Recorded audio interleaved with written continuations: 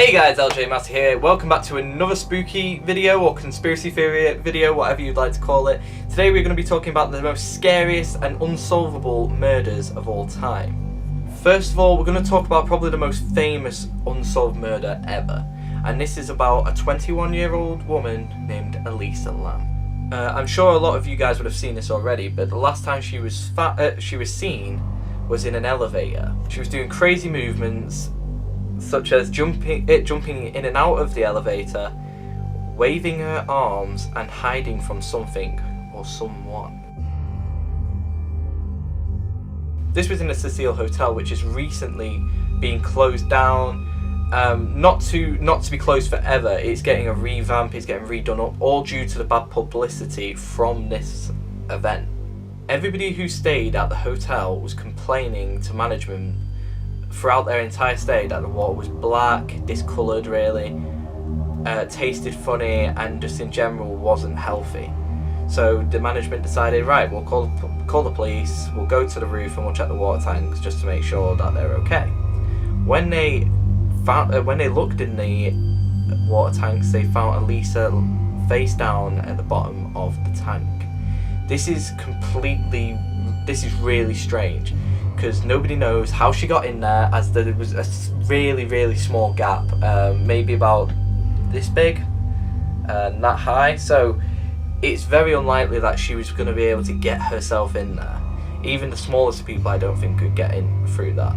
The lid in itself was way too heavy to get it to open up, especially by herself. She would have needed about 20 to 30 people to do that, and don't you think that would be more documented than anything if 20 to 30 people were on a roof putting a woman in putting a woman in a tank? You'd be able to see that or hear it at least. Another weird thing was that when the police did the autopsy, they found no trauma, no injuries. They just didn't know what happened to her. She was just dead. So a lot of people believe that this was like a supernatural, paranormal thing that happened, which doesn't sound too crazy when you look at the way she was acting. Even if she was on drugs, again, you still wouldn't be able to know. She still wouldn't be able to lift that tank. So was it something supernatural? We don't know. And if it was a murder, we don't know who it was, and we might never know who it was. All you guys around the world may have been to the beach before. Well, in Canada, if you ever see a shoe lying on the floor, please don't pick it up, as it may have a foot in it. Yes, since 2007, 16 different accounts of running shoes have been found on Canadian beaches, with feet in them. Dismembered foot inside of a running shoe while they were walking on a beach. The shocking discovery is not the first of its kind. In fact, over a dozen feet inside shoes have been found washed onto beaches on the West Coast since 2007 rather. The crazy thing is that all these shoes that have been found are all running shoes. Then none of them have been the same foot from the same person. They have all been the same type of running shoes. The theory is that many people believe is that there's a massive bridge around the area, and they believe that people jump off and die, and then their feet manage to make it to the shore. But that doesn't explain why the foot has come off altogether. Another theory is that there is a serial killer that goes around murdering people who have gone out jogging and running, and that to me makes a lot more sense.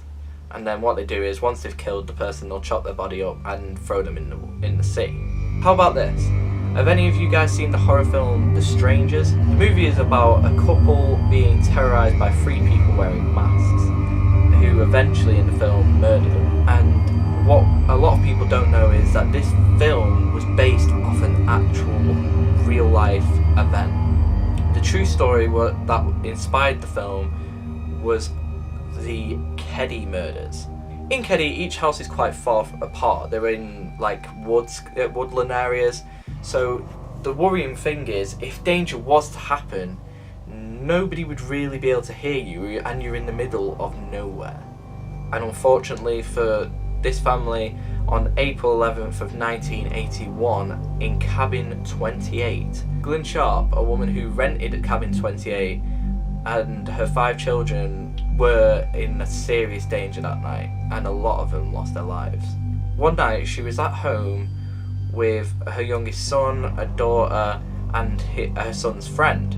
Her oldest daughter, Sheila, was out for the night with her friends. She later that night or in the morning, came home from her friend's house and found 3 bodies laying on the floor. They were her mum, her younger brother, and her brother's friend. Her youngest sister, Tina, was nowhere to be found. She was only 12 and they could not find her.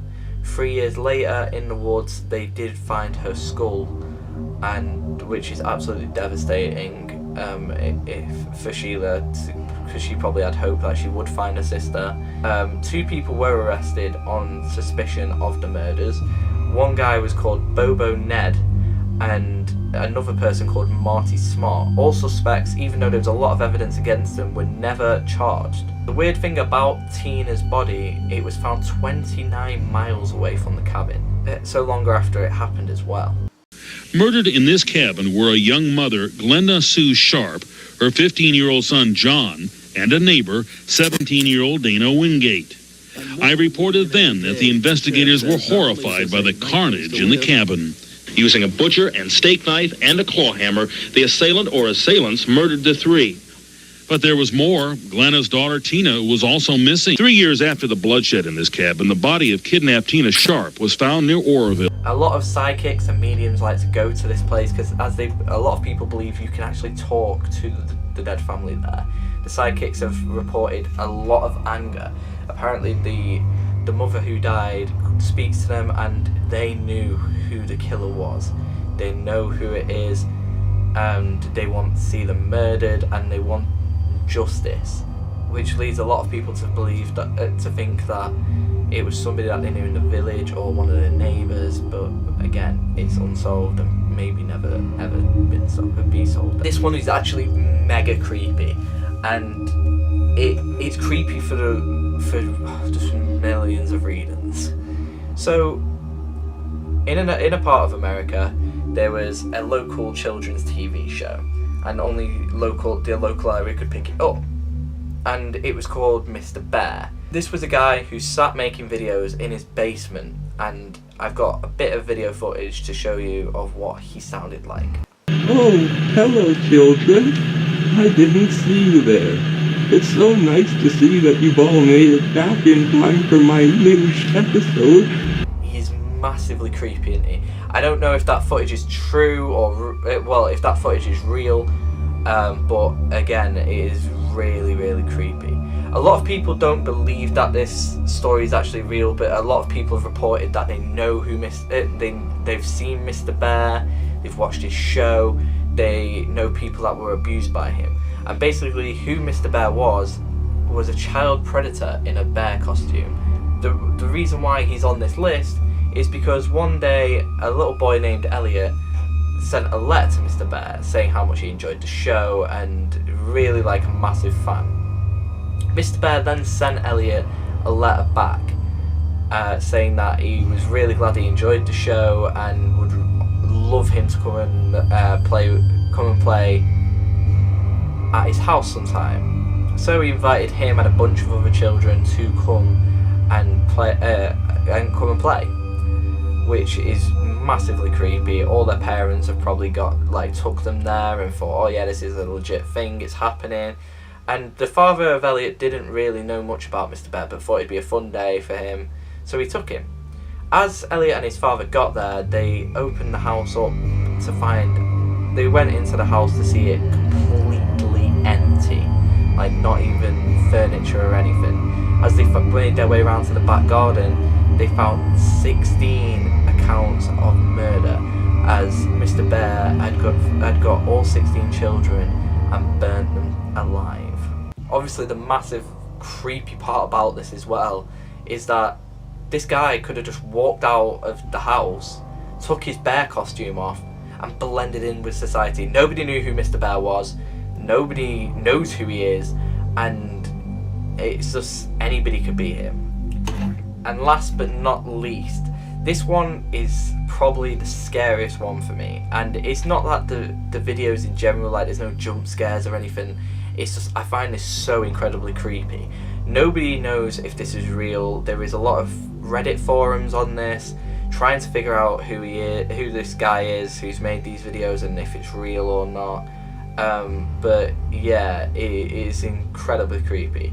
There's a YouTube channel called Robert Helpman, and all of his videos include a person named Daisy. The shocking twist is that Daisy is a dead body in a body bag. I honestly feel like these videos are real, and the main reason for that is as the videos go along, you see that Daisy looks like she's decomposing, her body shrinks a little bit, and it's so incredibly horrible to watch.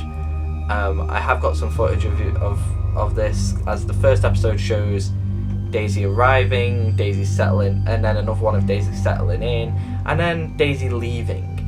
All of these are very short videos, and all really weirdly have subliminal messages in them.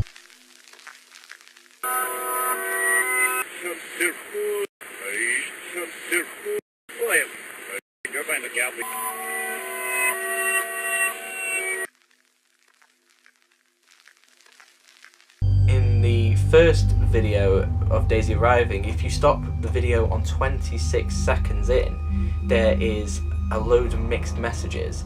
Nobody knows how to crack it, nobody knows what it says, because they're all just really mumble jumbled up. In Daisy Settles In, it plays a Christmas song backwards, and it's all about Santa Claus bringing gifts, and people believe that Daisy was his gift.